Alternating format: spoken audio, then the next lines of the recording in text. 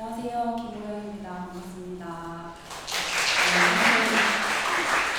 오늘 듣기와 쓰기의 연결이라는 제목으로 지금의 저를 만든 음악들에 대해서 이야기를 해보려고 해요.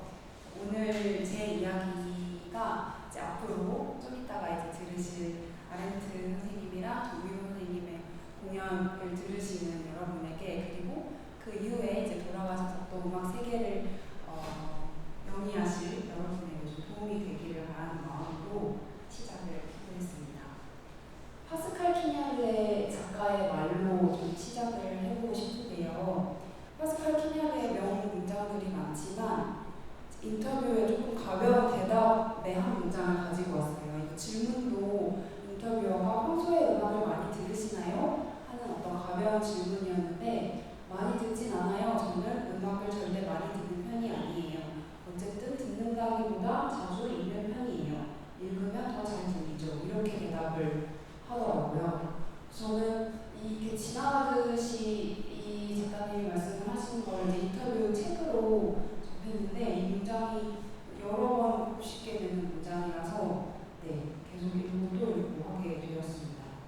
곰곰이 생각을 해보니 어렸을 때는 잘 몰랐는데 음악이라는 커다란 하나의 세계가 있다면 그 안에 여러 가지 행위의 차원들이 있는 것 같아요. 당연한 것인데도 잘 인지를 못했었던 것 같은데요.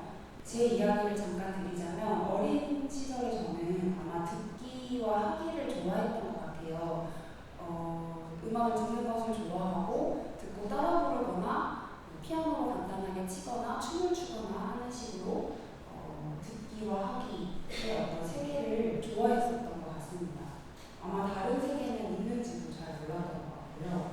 그런 모습을 보고 제 부모님께서 음악 공부를 할 수 있게 도와주셨는데, 그러고 나서는 하기에 몰입해야만 하는 그런 시기를 또 보내게 되었습니다. 입시 준비를 위한 하기, 그리고 대학에 들어가서는 전문가로서의 어떤 역량을 내비쳐야 하는 어떤 하기의 어떤 교육 기관 안에서 조금 다른 것들은 오히려 음악을 좋아해서 들어갔지만 잘 못하고 하기에만 몰입했던 그런 순간을 거쳤습니다. 저는 이 하기를 열심히 하고 나서 이 안에서 제가 재능이 없고 또 취미로 할 때와는 다른 그런 즐거움을 느끼지 못한다는 사실을 정확하게 깨닫게 되었어요. 사실은 너무 열심히 했었어 그런지 좌절은 크게 안 했고요. 그러고 나서 어떤 즐거운 일을 할 수 있을까 자연스럽게 좀 찾아 나서게 되는 그런 시기를 거쳤습니다. 그러고 나서는 듣기와 쓰기의 영역을 굉장히 열심히 할 수밖에 없는 시기를 또 보내게 되었는데요. 객석이라는 공연예술 잡지가 있는데 그 안에 편집기자로 일을 하면서 엄청 들으러 다니고 또 엄청 마감에 쫓겨서 이제 많은 것들을 음악에 관해서 쓰는 그런 또 시기를 겪었던 것 같습니다. 그러면서 하기는 제가 이루지 못한 꿈처럼 이렇게 아련하게 남겨두게 되었고요. 제 이제 음악이라는 세계 안에서 여러 행위 차원, 행위의 어떤 층위들을 이제 변화시켜 나가면서 그렇게 지냈던 것 같습니다. 그리고 나서 제가 이제 대학원 공부를 하게 되었는데요. 읽기라는 세계를 또 만나게 되었습니다. 음악을 읽는다는 행위가 사실은 그 전에도 악보도 읽어보고 프로그램북도 정말 많이 읽고 음악에 관련된 정보들을 굉장히 많이 읽었다고 생각했지만 음악적인 어떤 글쓰기를 마주하게 된 거는 좀 한참 뒤의 일인 것 같아요. 파스칼 키냐르라는 작가도 제가 20대 후반에 30대에 되어서야 만나게 되었고요. 어떤 음악적인 표현을 하는 그런 작가들의 어떤 글을 읽으면서 글로써 음악을 만나는 세계를 또 다음 시기에 겪게 되었습니다. 그렇게 시간이 흐르다 보니까 듣기라는 세계도 커지고 이제 글도 많이 쓰고 하면서 쓰기라는 세계도 커지고요. 읽기라는 세계도 이렇게 점점 커지면서 겹쳐지는 부분들이 또 생겼던 것 같습니다. 그래서 그 안에서 많이 이제 듣기의 경험의 차원이 넓어지면서 또 하고 싶은 말도 많아지기도 하고요. 그리고 많이 읽으면서 고민하는 그런 시기도 겪었던 것 같습니다. 이렇게 쓰면서 생각을 해보니 제가 모르는 세계도 굉장히 많을 것 같아요. 여기 아까 말씀하신 JS버 기획자 선생님들은 또 무대를 만들기 위해 또 어떤 다른 방식의 창조하기에 어떤 세계를 가지고 계실 것 같고요. 오늘 연주하실 음악가 선생님들도 하기의 어떤 영역에서 굉장히 다양한 또 작은 제가 모르는 영역의 어떤 세계들을 가지고 계실 것 같습니다. 그래서 음악이라는 어떤 커다란 세계를 향유하는데 굉장히 다양한 방식이 있고 다양한 방식으로 또 음악을 사랑하고 그 안에서 또 깊이 있는 세계를 만들 수 있는 그런 방식이 있구나 하는 것들을 최근에 깨닫고 있습니다. 네, 그래서 파스칼 키냐르의 말로 시작을 했는데요. 제가 생각하기에 어떤 듣기와 쓰기 그리고 말하기, 생각하기 같은 행위들이 완전히 합일된 커다란 거대한 우주를 품고 있는 작가로서 파스칼 키냐르가 생각이 나더라고요. 그래서 잠깐 파스칼 키냐르의 얘기를 하자면 1948년에 프랑스 태생의 인물이고 1969년에 첫 작품 말도 안 되는 존재라는 책을 출간한 작가입니다. 부모님이 두 분 다 이제 언어학자셨고 아버지의 집안은 음악가 집안이었고 그랬었다고 해요. 그래서 음악과 언어에 굉장히 많은 영향을 받으면서 자랐던 환경에서 있었고 집안에서 두 가지 언어를 썼던 경험 때문인지 본인이 어렸을 때 말을 잘 하지 못했고 자폐증을 앓았던 경험이 있다 이렇게 이야기했던 이력도 있습니다. 음악을 좋아하시는 분들 사이에서는 세상의 모든 아침, 우리가 사랑했던 정원에서 같은 소설로도 잘 알려져 있을 것 같은데요. 키냐르 작가의 글은 형태가 없다고 할 수 있을 것 같습니다. 그러니까 소설이기도 하고 때로는 자전적인 이야기가 담겨있기도 하고요. 음악사적으로 어떤 사실 기반의 어떤 글들을 쓰기도 하고 때로는 시처럼 느껴지기도 합니다. 본인은 나는 음악가가 되어야만 했는데 그러지 못했다 라고 꼭 실패한 어떤 것처럼 이야기를 하기도 하는 그런 인물인데요. 제가 생각하기에 어떤 비언어적인 음악이라는 예술을 어떤 고차원의 언어로 표현하는 또 사유하고 그것들을 표출하는 어떤 제가 아까 말씀드린 어떤 행위, 층위들을 하나의 거대한 우주로 합일시킨 그런 작가인 것 같아서 소개를 드리고 싶었습니다. 어떤 궁극의 지점에는 이런 예시가 있다라고 소개를 해드리고 싶었고요. 저는 이렇게 듣기와 쓰기 그리고 읽기 또 말하기 같은 영역들을 확장해 가면서 또 서로 연결시켜 가면서 제가 속해 있는 이 음악이라는 어떤 제 안의 세계를 좀 더 깊이 이해할 수 있게 되었는데요. 어떤 각각의 층위들을 확장하기 위한 방법이 있다면 무엇을 이야기할 수 있을까? 그 이야기를 한번 해보려고 합니다. 그래서 총 3가지로 정리를 해봤는데요. 사실 다 이미 알고 계시는 이야기일 수도 있지만 그 조금 구체적으로 한번 이야기를 해보겠습니다. 첫 번째로는 많이 듣기인데요. 대신 구체적으로 듣기의 방법입니다. 그리고 두 번째로는 알고 나아가기. 그런데 좀 잘 쓰기 위한 방식으로 나아가는 방법에 대해서 이야기를 해보고요. 세 번째로는 모든 것을 동원하여 글쓰기라고 한번 붙여보았습니다. 첫 번째로는 이제 듣기라는 세계를 확장하는 방법인데요. 우리가 소리를 듣고 있는 환경을 이해하시는 게 좀 도움이 되는 것 같더라고요. 그래서 그림을 우리가 그리기 전에 내 앞에 놓여있는 도화지가 어떤 질감으로 이루어진 도화지인지 어떤 크기로 어떤 붓이나 펜에 가능한 도화지인지 이해하는 그런 방식이라고 생각하시면 될 것 같습니다. 그리고 제가 챗GPT한테 요청해서 받은 그림인데요. 보통 이제 현대인이 음악을 듣는 평범한 풍경이라고 할 수 있을 것 같습니다. 옛날에는 지금보다 귀가 더 발달했었다고 해요. 그러니까 지금 이 그림에서 보자면 저 멀리 있는 산의 소리까지 들을 수 있는 가청 능력이 있었던 것이죠. 나무가 지금도 이제 갑자기 도시에 있다가 숲으로 확 들어갔을 때 느껴지는 어떤 소리의 몸으로 느껴지는 소리가 있으실 거라고 생각을 하는데 그 전에는 멀리 있는 어떤 나무의 숨쉬는 소리랄지 새들이 지저귀는 소리 같은 것들을 들을 수 있는 능력이 있었다고 합니다. 그런데 지금은 그 소리를 듣기에는 밖에 자동차의 소음도 있을 테고요. 그리고 방 안에 컴퓨터의 소음도 있을 테고 공기청정기 돌아가는 소리도 있을 것입니다. 그래서 요즘 나오는 이어폰들은 소음 제거 모드가 있고 거기에 음악을 다시 덧입히는 식으로 그렇게 재생하는 경우들이 많은데요. 그런 소리의 환경을 좀 이해하면 음악에 더 깊숙하게 들어가서 세부적으로 듣고 구체적으로 듣는 훈련을 조금 효과적으로 할 수 있는 것 같습니다. 제가 다음 달에 사운드 퍼포먼스 전시를 하나 기획을 했는데 거기서 하는 활동 앞부분을 살짝 가지고 와봤어요.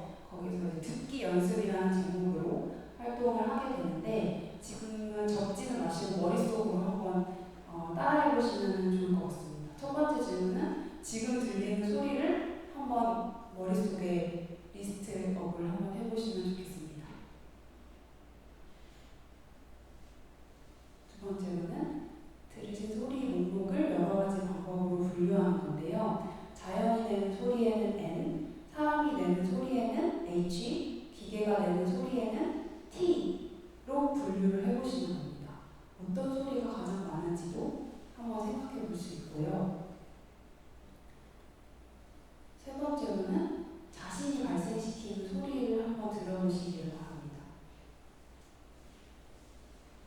저는 자연이 내는 소리는 아마 듣기가 어려울 것 같고 그렇지만 이따가 층발로 연주를 듣는다든지 정면 선생님의 목소리를 들을 때는 어떤 인간이란 자연에서 오는 소리가 있을 수도 있고요. 층발로에 깃든 어떤 나무의 소리를 찾아볼 수 있을지도 모르겠습니다.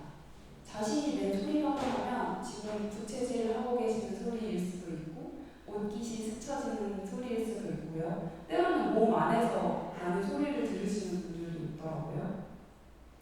네, 이런 내용들이 있는데 이거는 제가 만든 질문들은 아니고 머레이 쉐이퍼라는 캐나다의 음악학자가 있는데 그분이 이제 사운드스케이프라는 개념을 정립한 그런 분입니다. 그분은 소리교육이라는 책이 있어요. 오늘 받으신 음악노트와도 연결되는 저점들이 있는데 학생들을 대상으로 만든 학습지 같은 책입니다.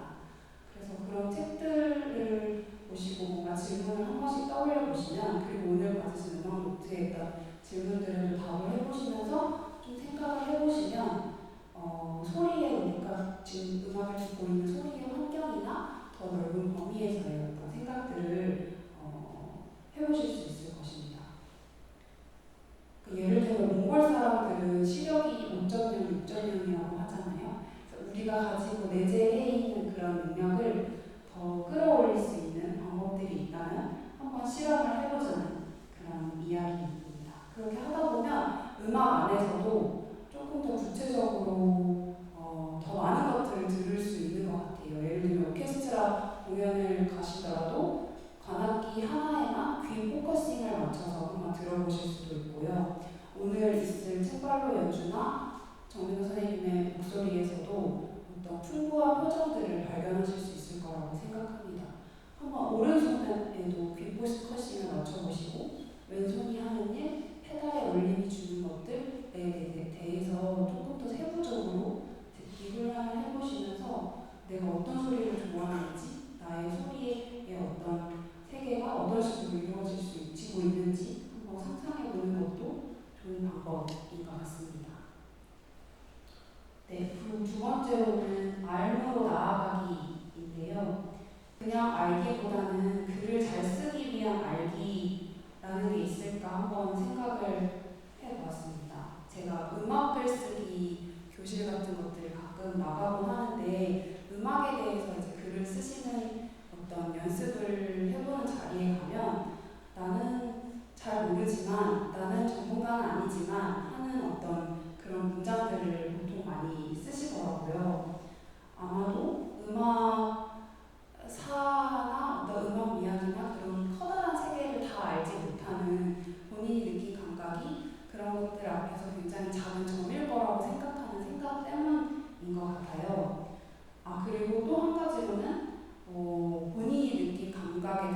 감정을 말하는 게 익숙하지 않아서 그렇기 때문인 것 같기도 합니다. 이게 한국 사람들의 특징인 것 같기도 한데요. 내가 느낀 바를 정확하게 말하는 게 조금 익숙하지 않은 그런 좀 문화도 있는 것 같습니다.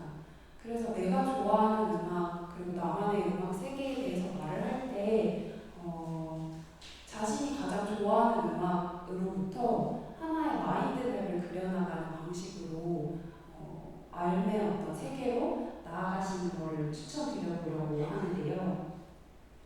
만약에 우리가 어떤 곡을 듣고 마음이 동했다면 일단 질문들을 한번 떠올려 보시기 바랍니다. 바로 이제는 휴대폰이나 어떤 검색창에 넣어서 정보를 찾는 게 쉬운 시대이기도 하지만 한번 조금 상상의 차원에서 시작을 해보시기를 바래요. 저는 요즘에 알고리즘이 들려주는 음악을 듣다 보면 무슨 노래인지 모르고 들을 때가 많으니까 막 질문이 떠오르거든요. 지금 언제 나온 곡이지? 언제 연주된 곡이지? 유럽 사람 곡인가? 한국 사람 곡인가? 젊은 사람 곡인가? 막 이런 것들이 질문이 떠오르는데 어떤 그런 정보의 차원의 질문들을 상상해 보시는 것도 방법이 되고 어떤 극의 주인공을 생각하듯이 어떤 작곡가나 음악가의 어떤 성향이나 개인적인 어떤 특성 같은 것들을 상상해 보시는 것도 좀 도움이 되는 것 같습니다. 그래서 예를 들면 드뷔시의 어떤 피아노곡으로 예를 들자면 여러 가지 카테고리가 있을 수 있을 것 같아요. 드뷔시라는 작곡가에 관심이 가는 분들도 계실 거고 19세기 말 유럽 문화나 20세기 초 인상주의 문화에 대해서 공부해보고 싶은 마음이 생길 수도 있고 피아노곡을 본인만의 플레이리스트로 채울 수도 있고요. 그 곡을 연주한 피아니스트에 관심이 가게 될 수도 있을 것 같습니다.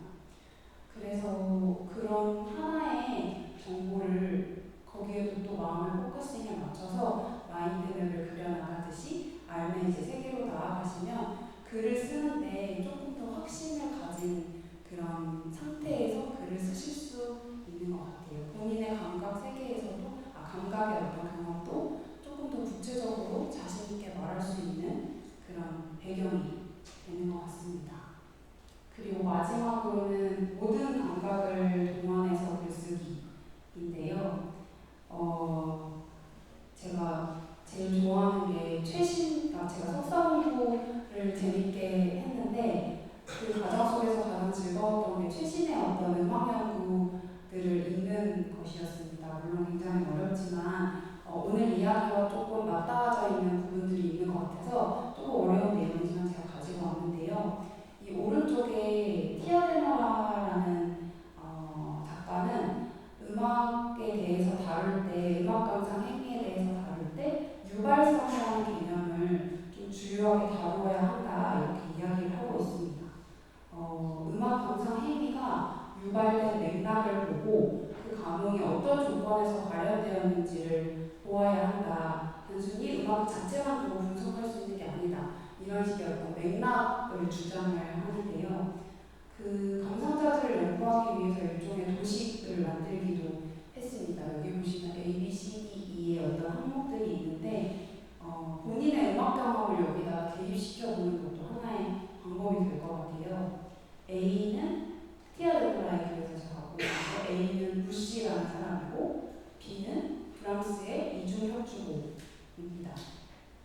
C는 라디오에서 흘러나오는 음악을 청취하기 위해서 루시가 차를 멈추는 행위를 이렇게 분석을 해요.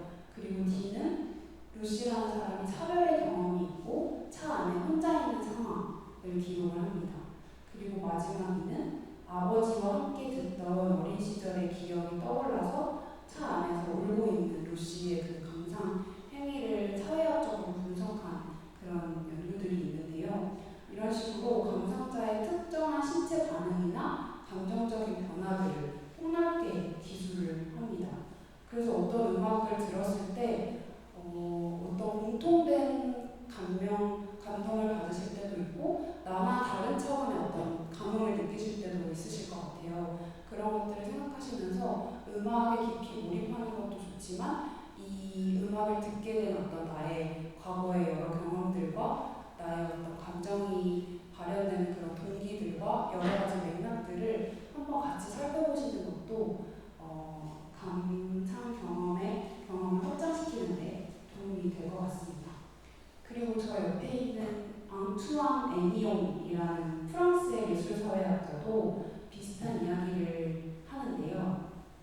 취향의 화용론이라는 것을 주장했는데, 화용론이라는 게 언어학에서 말하는 사람, 듣는 사람, 장소, 시간 같은 것들을 전체적으로 의미를 체계적으로 분석하는 그런 언어학의 일종입니다. 그러니까 이 취향이라는 것도 경제 자본이나 문화 자본, 또 그 외에 여러 가지 어떤 계급 차원의 사회적 요소들, 그리고 그 외에 어떤 취향과 감정 상태 등등을 전체적으로 고려해서 늘 상황에 놓여있는 것을 봐야 한다, 이렇게 이야기를 하고 있습니다. 그러면서 애착이라는 개념을 되게 중요하게 이야기하는데요. 음악을 감상하는 사람은 애착이나 취향이 가져다주는 놀라움을 통제하지 못한다. 그러니까 우리는 이미 통제할 수 있는 능력이 없다고 이야기를 합니다. 그러면서 놀랍게도 마약에 비유를 하는데요.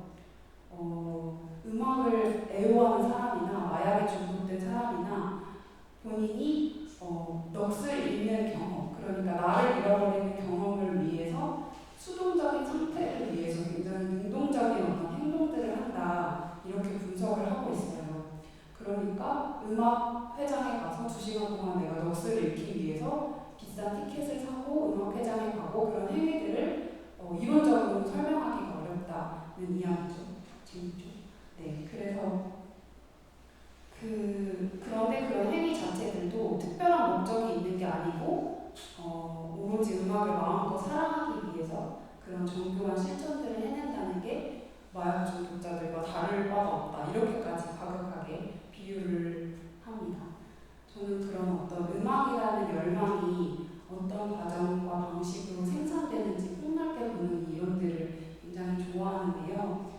여러분도 음악 감상 경험을 하실 때 음악에 깊이 몰입하는 경험과 함께 어떤 나의 이런 동기를 발현시키는 그런 맥락들을 한번 다 같이 고려해 보시면 조금 더 폭넓은 그리고 깊이 있는 그런 음악 경험을 해보실 수 있을 거라고 생각을 합니다. 여기까지고요. 앞으로 이제 펼쳐질 연주에 한번 귀 기울이시면서 제가 말씀드렸던